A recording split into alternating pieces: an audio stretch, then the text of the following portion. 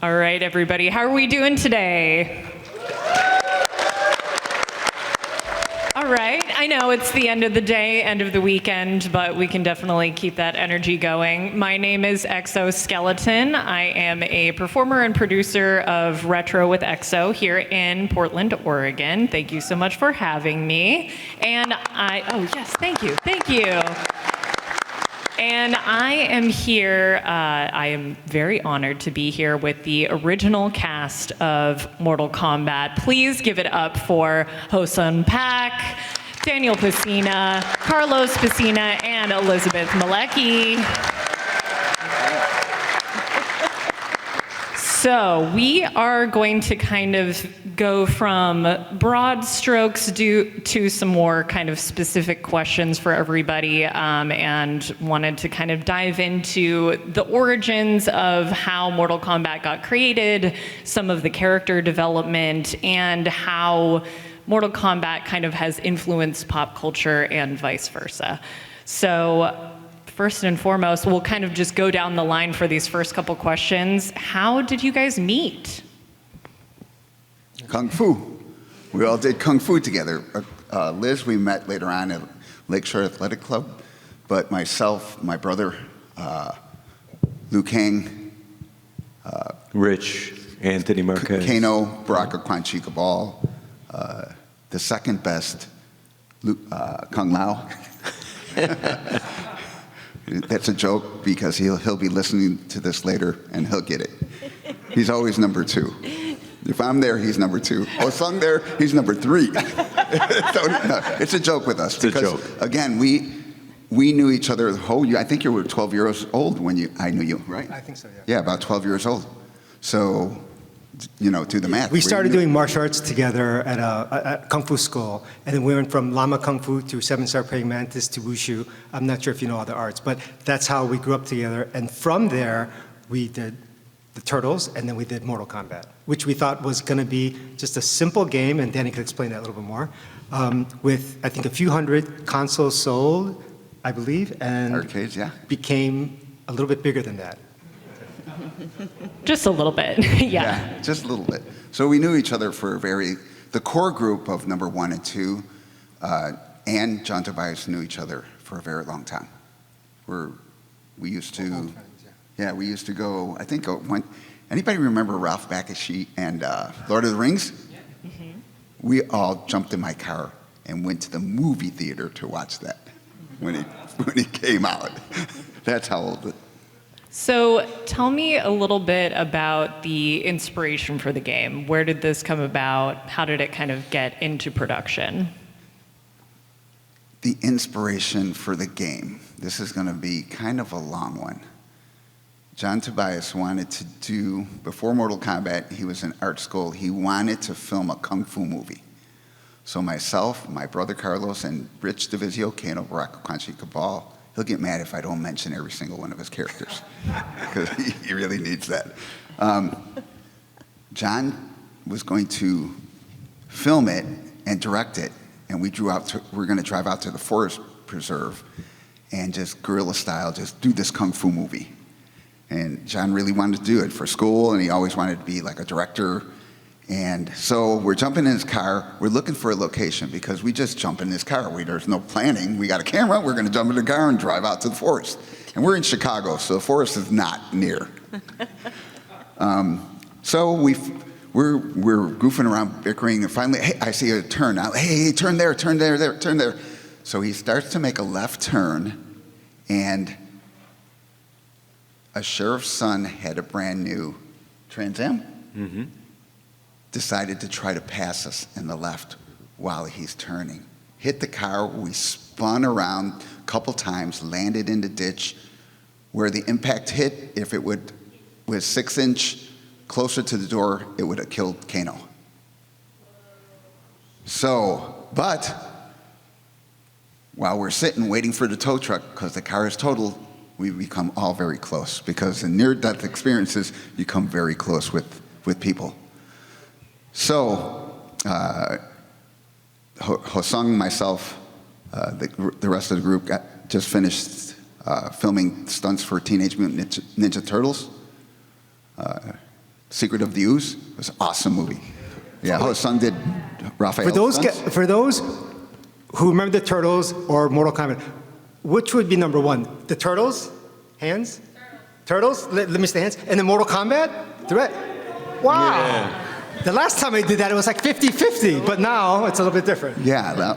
So John calls me up at my parents' house, and he's like, "Hey, congratulations on doing that stunt movie. You know, the movie, doing stunts in the movie. You guys would look awesome." He's like, "Remember when we almost died?" And I was like, "Yeah, naturally." He's like, "Instead of doing a movie, I want to do a video game, a fighting video game, but I want the people to be real and the martial arts to be real." And I was like, that would be really cool because we used to go to the arcade together. Hoseung's a Pac-Man master. But anyway, he could do 1/4 man, make it. I can make it last. Yeah, he can make it last.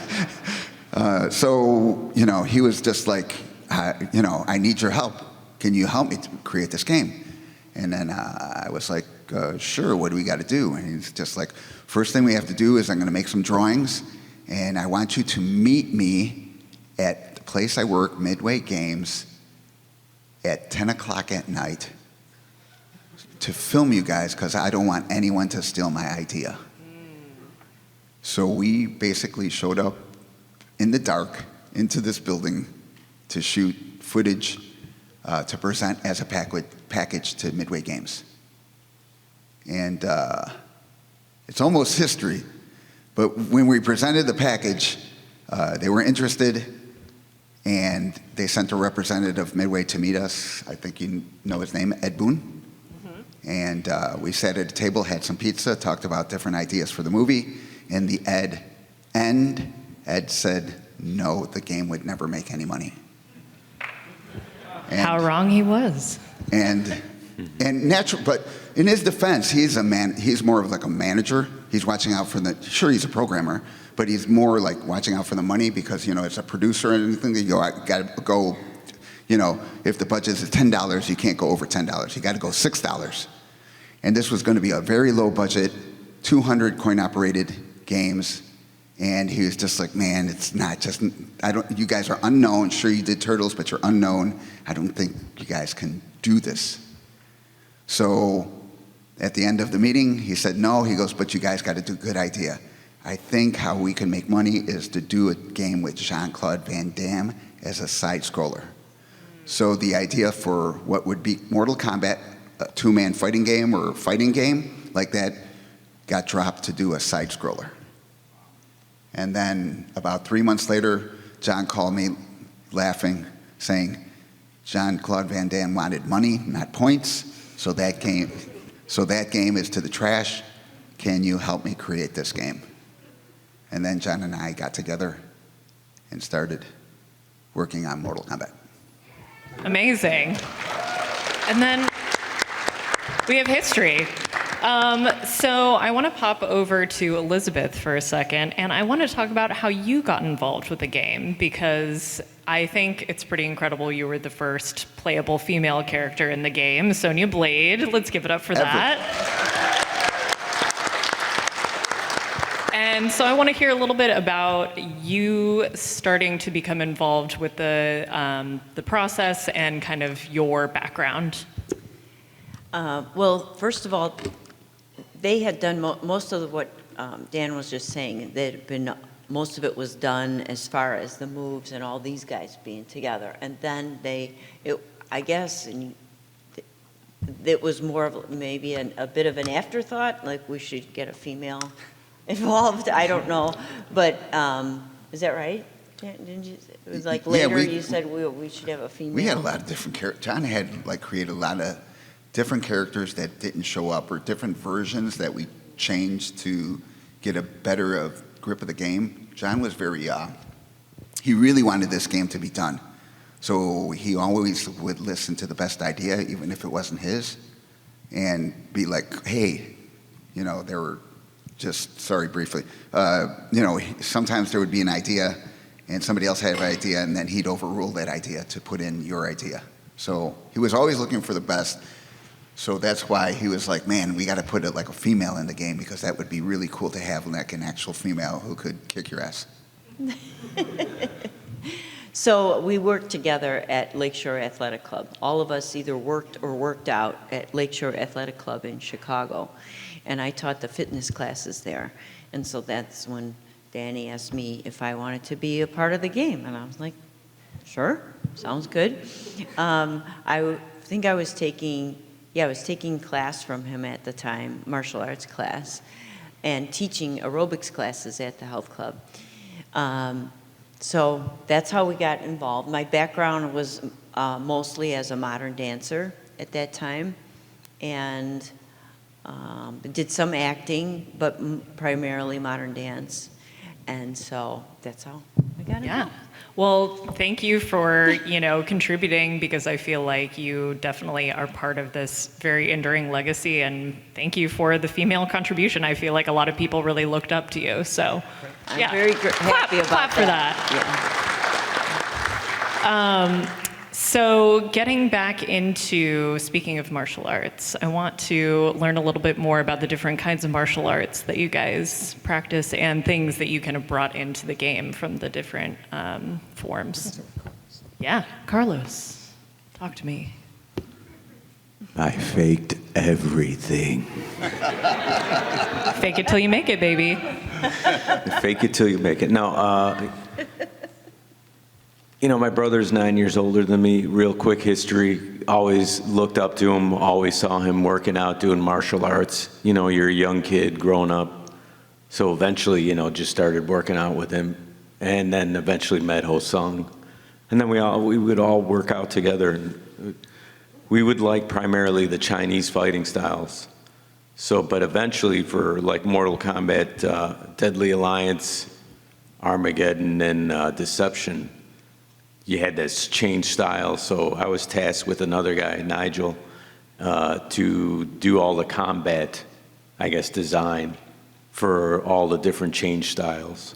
And I knew a lot of, we all loved Chinese martial arts, and we loved like exploring the different ones. There's many. And it just happened, that's my passion. So I was able to apply all of that knowledge that I knew to those games. And try to continue on that legacy of, martial arts in video games to an extent. But, it's just more or less a passion of doing that, or, it's like anything, collecting video games or collecting, whether it's 3rd edition D&D stuff all the way up to 5th edition or Magic cards. You have this passion, you just want to learn more and more about everything. And it could be anything, car mechanics, electrical design, anything. You just have this drive where you want to this heart, you want to learn everything. So it more or less weapon styles, everything. It's just fascinating. So. Yeah, awesome. We were chatting a little bit yesterday, but I feel like Mortal Kombat, between all of the different games, it really inspired a lot of kids in the early 90s to pick up different martial arts. So I feel like that is a really cool kind of cultural influence that Mortal Kombat has had.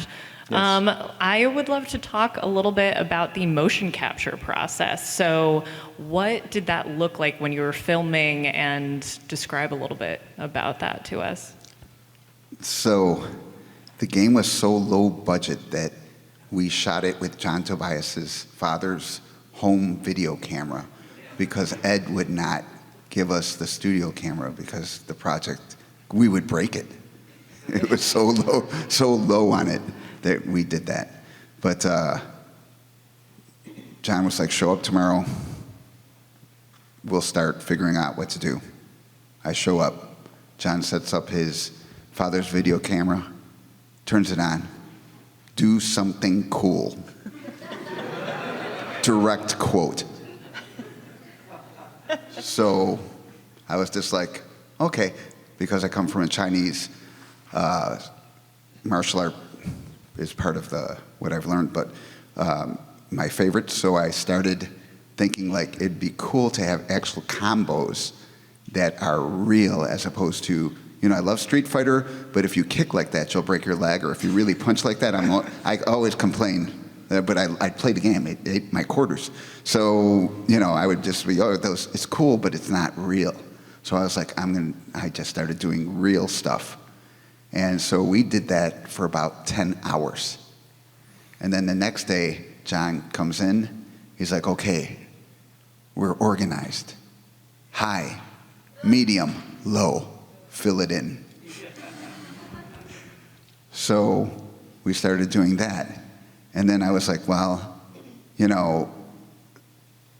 we looked at the tape and we realized that the last 2 days of filming was no good because when you're closer to the camera, you're bigger than when you go back away from the camera, you're smaller. And he's like, you got to stand still. And I was like, well, if everyone has to stand still, we have to make a frame, make a box so everybody can stand in the same space. So if you look at any of the making of videos, you'll see little markings on the floor. Yeah, that's my work, to try to mark it off. Because not only that, we were shooting with overhead lights and desk lamps as side lights, because we didn't have a light kit. We're not allowed to do that. We might break it. And this game is so cheap, it's not going to go anywhere. So we would steal people's desk lights, and at the end of the shoot, we would have to return it to the desks that they belonged. And so once we mapped that out, we started doing it again for that day. It was the second day. So we figured that out. The third day we come in, somebody had picked up all the stripes off the floor to make it barren to clean the floor. So now we have to start all over again. But it's good because each time we were learning things, we learned that certain techniques, because they're 2D, even with your eye, you see the depth of it. But without that depth, you have things like a high front kick would look like an axe kick. You want to do an axe kick?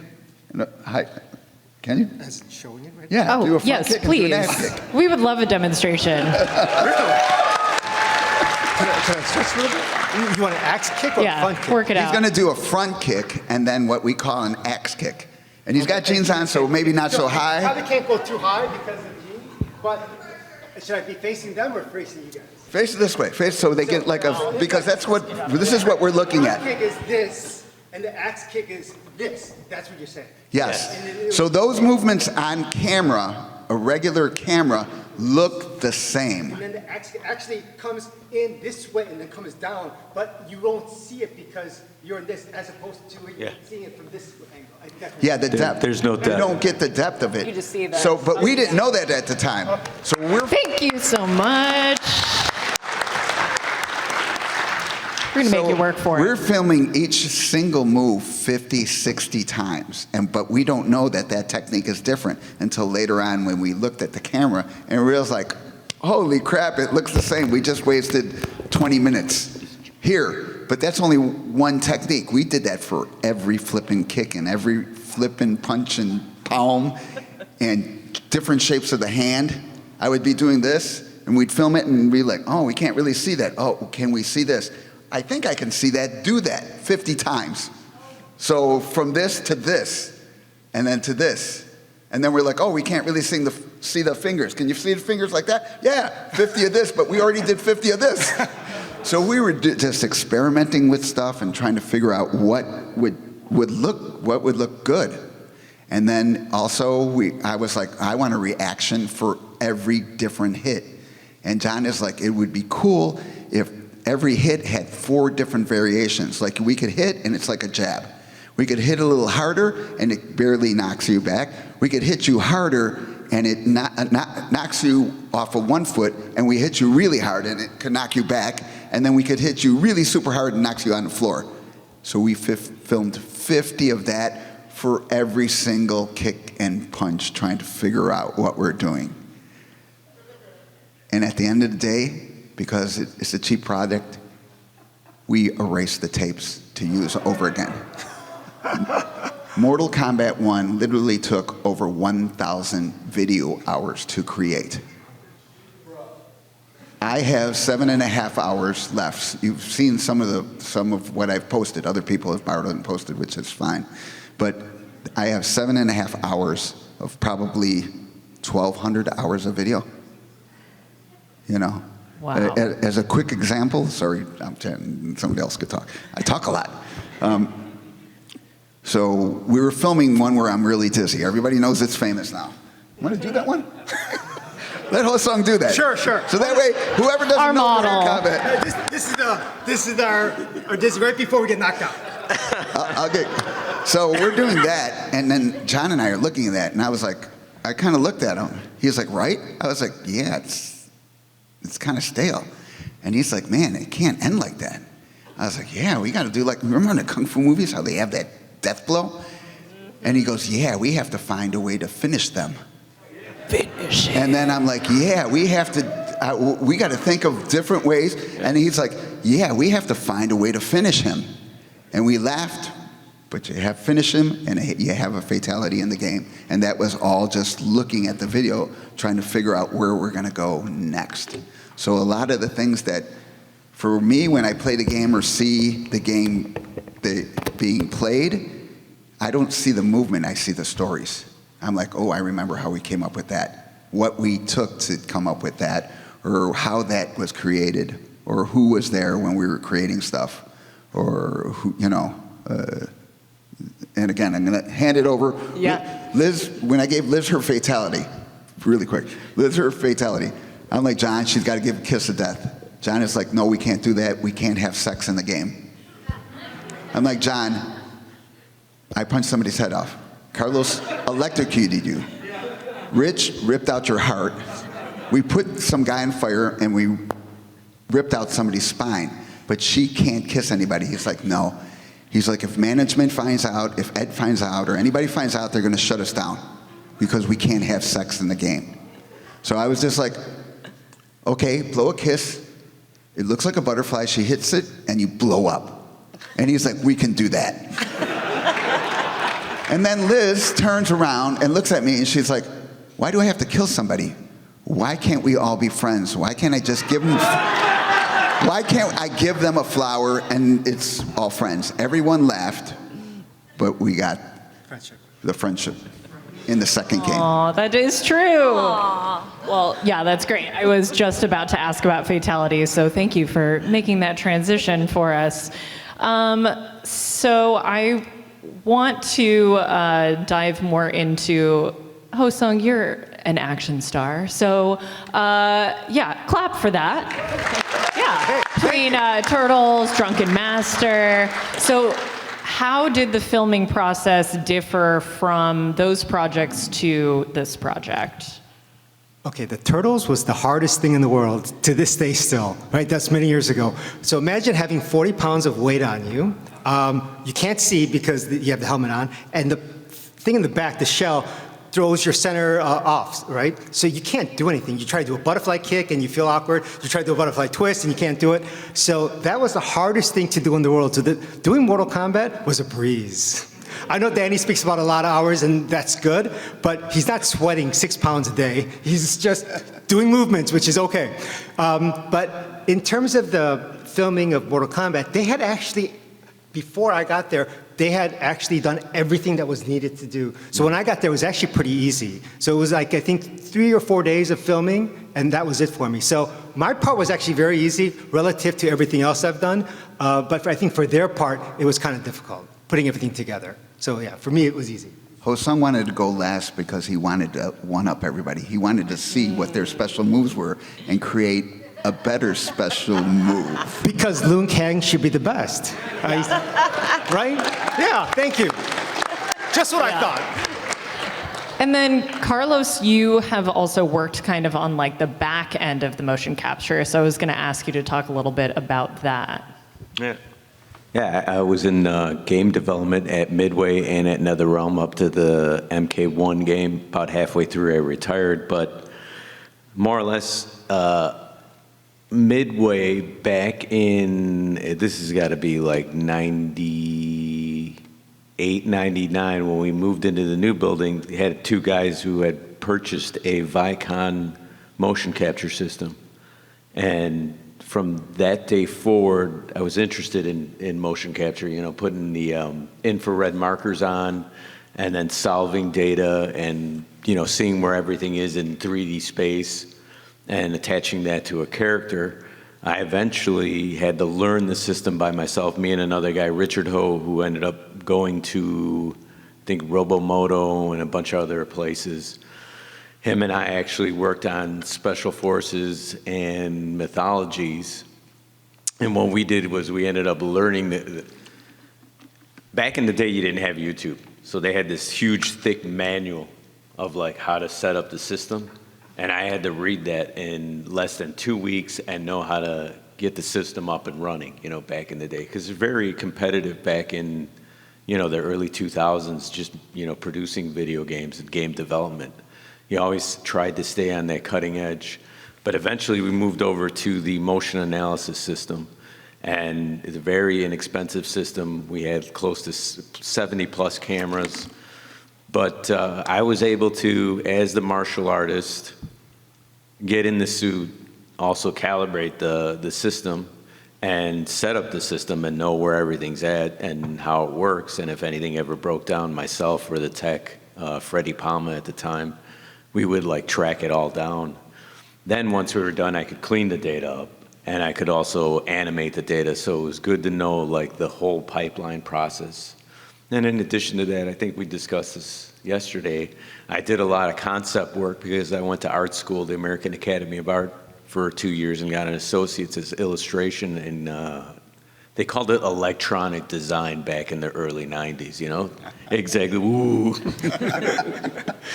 So, you know, I was able to sketch stuff out, do the combat design. I could do any part of the, with the exception of programming, but now with Unreal 5, you could just plug stuff in and it's pretty much easy. Anybody can, you know, make their own video game.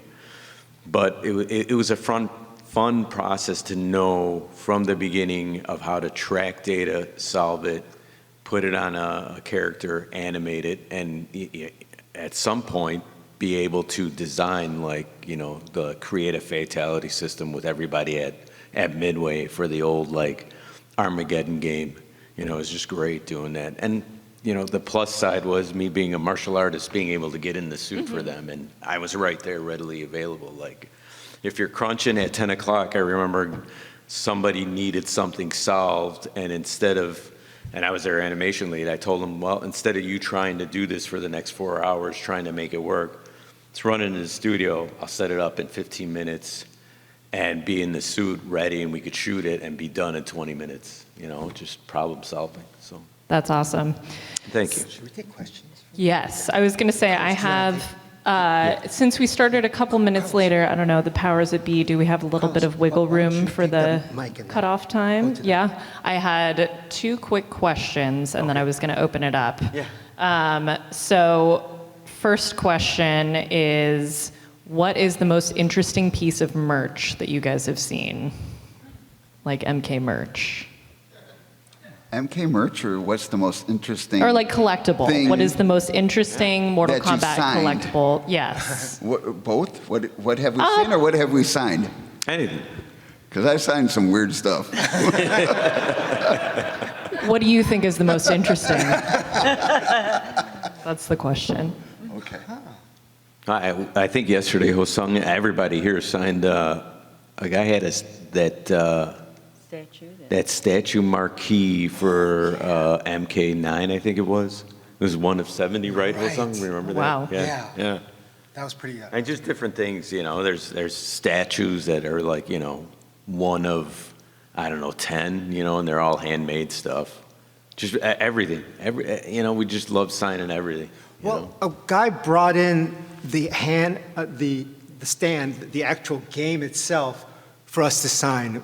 You know, and he has to lug it all the way here. I'm like, oh Wow. my God, yeah. Yeah. So those fans we appreciate very much. Well, someone brought in a Sonya Blade doll. Remember that one? They were and really you rare. could stand it on one leg, and it would just balance. You could put nice. put Okay. the Sonya in these different positions, right? Yeah, and kicks. she would stand Kicks, on it one would leg kick, with the other leg kicks. up and whatever. I never saw that before. Yeah. That was a cool. good one. That's awesome.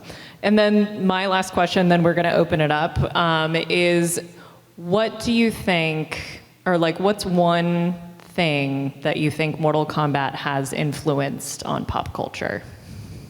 Oh, good question. Terminology you can use in any situation. Finish him. Pizza. Finish him doing the dishes. Flawless victory when you have a birthday. When you drop it, flawless victory. Fatality. Fatality. Friendship. Yeah, friendship, toasty, a bunch of different things. In every situation. Yep. Everything. That's incredible.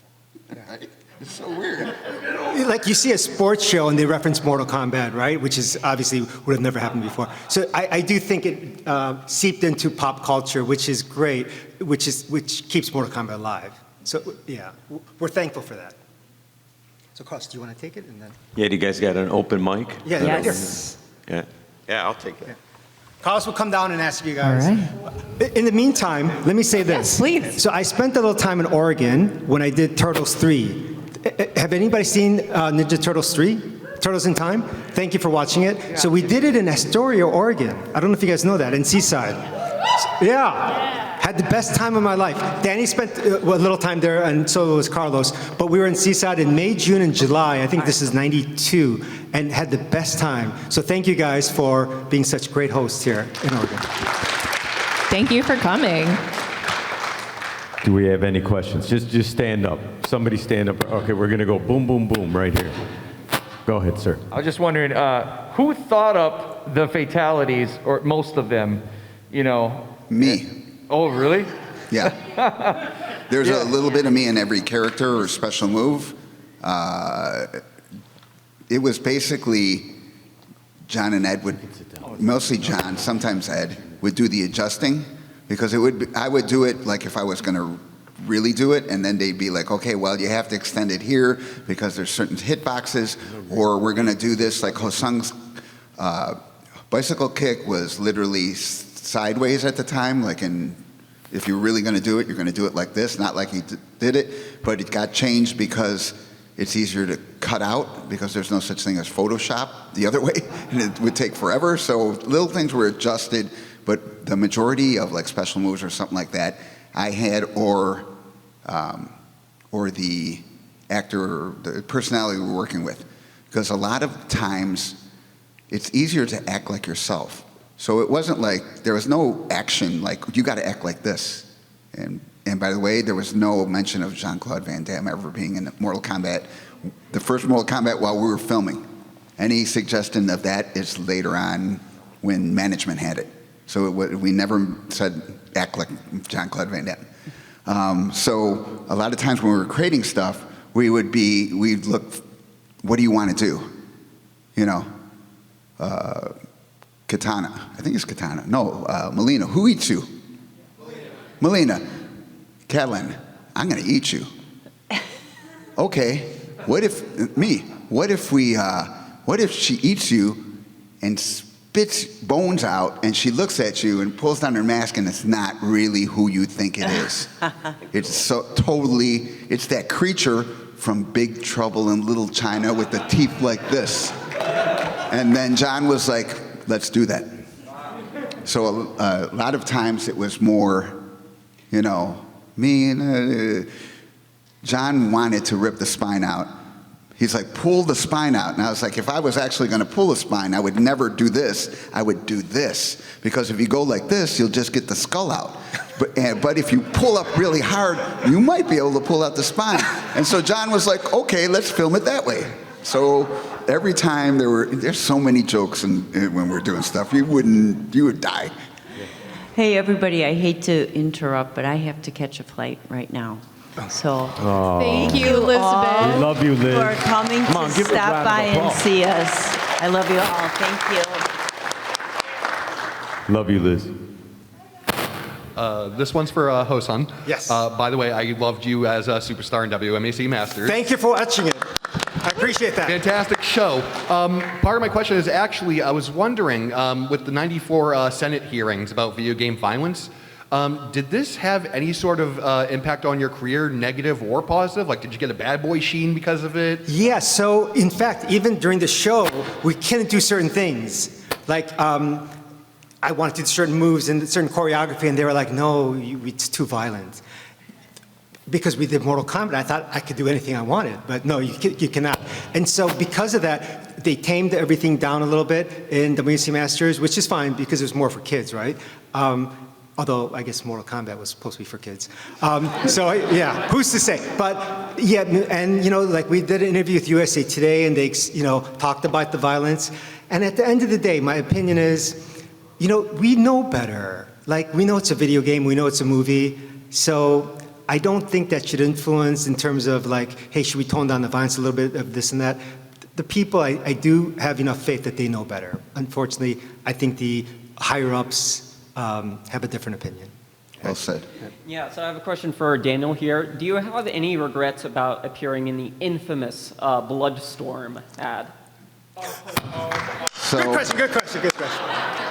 So John called me up and says, hey, Alan Noon, who used to work on Mortal Kombat 2, got a better job at a different company, but he wants you to make an advertisement.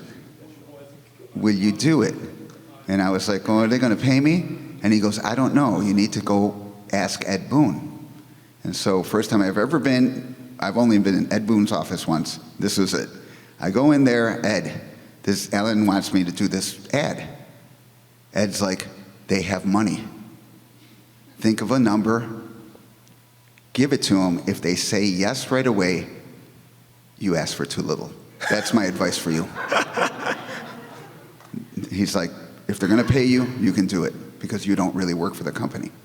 So the Bloodstorm advertisement was given to me by the guys at Midway. That's cool. So I know that a lot of people are like, oh, he got fired for it. How can I get fired for it when they're the ones who actually got the job for me? But did you like doing the ad? Oh, yeah. They gave me $3,000 for like 4 hours. Heck yeah. And this is like 1994. Right. So it was real money back then. That's a car, 93. basically. That's a lot of money back then. Because I was just like that. And guess what? They said yes right away. He should have doubled his price. So my question is, as the story of Mortal Kombat's evolved over the years, from the very simple tournament where any fighter could have been the winner, but it led to Liu being the main. Which is what it should have been all along, of course. But over the years of working at Midway Games, NetherRealm, seeing how the story's evolved over the years, how have you guys felt about the direction of it? I personally think it's perfect. Daniel? I don't, for me personally, this is my personal opinion, don't mean to offend anybody. I think they should have let John continue to develop the story. I don't think they should have gotten rid of him. He was the main creator behind it. It was his baby. Sure, we came up with ideas. The rest of the guys and us came up with ideas. And sure, I'm sure programming is difficult, and he did all the programming for it. But John was the main conception of it. I came up with the Lin Kuei and putting them in the way Scorpion Sub-Zero look. I put that in, but John really collaborated and made changes to it, so we collaborated on it. And also, he was always willing to listen to your ideas to make the game better. So it was all about making the game best, and I don't think they should have ever gotten rid of him. I don't think that was fair. Yeah, one last question. And he didn't one pay last me, question. and I still say that. Carlos and Daniel, I'm a big fan of the 2007 film Press Start. Can you share any memories or anecdotes from that? You want me to answer? No, once again, it's great working with, your family. I love it. Working with my brother every day, I could do this every day. Because we sorted our things, and it's not differences. Every sibling has this rivalry in the beginning. And plus I was a little brat, and he had to put up with me. So I love doing that. But Press Start was, I think, a one-day affair. I was still working on the end of Deadly Alliance and the beginning of Deception, so I was crunching a lot. So I had to make time to go over to Daniel's Wushu Academy, and we would film there. But it was just so much fun, and it was, once again, it felt like MK, because we were just, oh, you have to say these lines and this and that, because I didn't have a chance to study my stuff. And Daniel's like, he would say something, and I would just respond to him, naturally, like, oh, we should do this. There were a lot of good outtakes that I wish they would have included in Press Start, because there was just so much joking Hilarious. around. Yeah, it was just hilarious, but. All right, I have one final question that I forgot to ask. So, Daniel, because you have been so many characters, Johnny Cage, Scorpion, Sub-Zero, Reptile, oh, thank you, Gentle. Which is the most fun to play? It's all, even though I had a big hand in the creation of, all of, I liked who they, what later on they named Johnny Cage. He's the father of all MK characters. We shot with him for 3 months and every single move imagined to create the game. So he really laid the foundation of the whole game. So, yeah, plus it looks like me. Yeah, cool sunglasses also, All right, well, thank you guys so much. I really appreciate it. Thank you all for coming out. Did you have a good time? Thank you, everyone. We love you. Yeah. We'd like to come down and say hello to everybody. Yes, please. Yeah. Give it up one more time for Ho-Sung Pak, Daniel Pesina, and Carlos Pesina, and for Elizabeth Malecki. Then I am Exoskeleton. Thank you so much. Thank you for watching. Please like and subscribe, and here are a few more videos for you to check out.